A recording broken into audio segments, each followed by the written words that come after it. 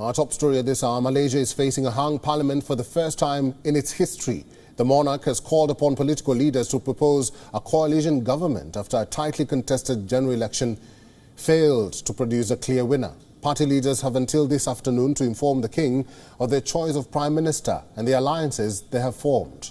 More in this next report.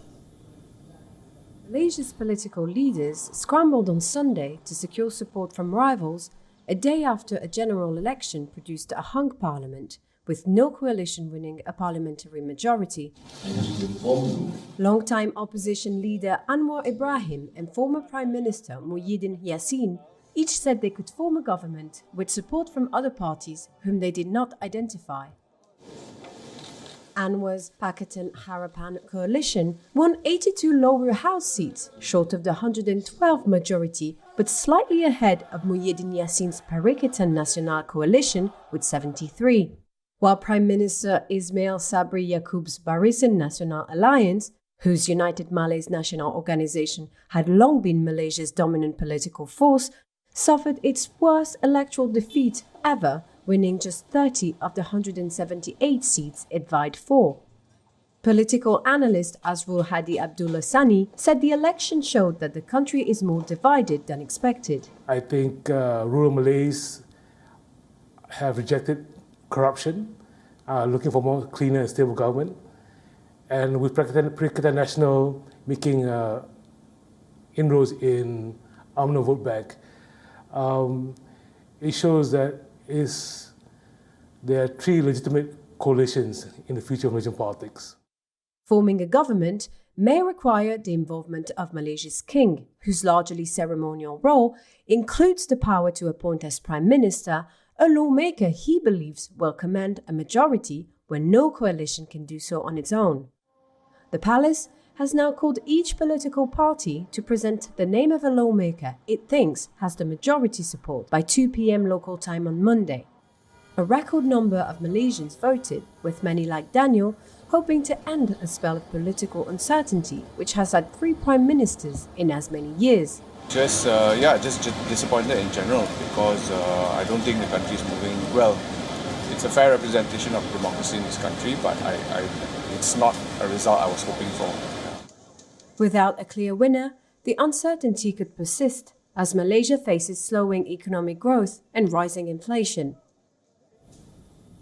And for more on this, we are now being joined by a journalist, Jason Thomas from Selangor, Malaysia. Jason, welcome to the program. We understand that Malaysia's would-be prime ministers are in a battle to secure votes to form a new government by mid-afternoon. What would happen if they surpass the deadline with no members, and how long does the hung parliament last? Hi guys, thanks for having me on board. So the question was, what would happen if they were to surpass the deadline? Mm-hmm. Yeah, I think it would be more negotiation. I really don't think the Agong was going to appoint anyone unless he really believes that they have the majority support, to form the government. So I would assume that it's going to be more meetings and discussions to make sure that a certain candidate, be it Pakatan Harapan's Anwar Ibrahim, Perikatan Nasional's Muhyiddin Yassin, mm-hmm. Well, I would say that these are the main 2 contenders at the moment right now. So I think it's going to be more discussions and meetings to that they will have with among their parties who they think are aligned to them and who they would have the best odds of getting this 112 seats in Parliament, which is what they would require. Jason, I'm curious. Tell us more about this hung parliament and how long will it last?